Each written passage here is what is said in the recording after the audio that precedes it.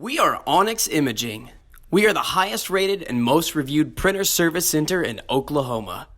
Hey there YouTubers, it's your girl Brett over here at Onyx. Today I'm going to show you how to change a toner in a Canon ImageClass 8580 CDW. So first thing, you want to pull down your front cover.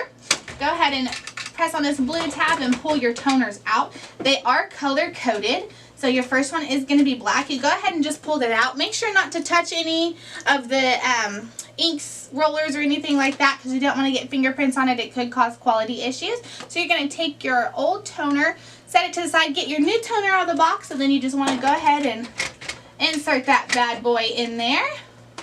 And then you would just do that with every color. They literally just come out and go right back in.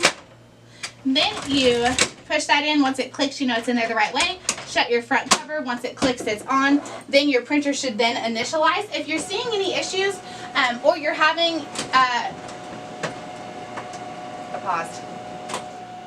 paused. Thank you for watching.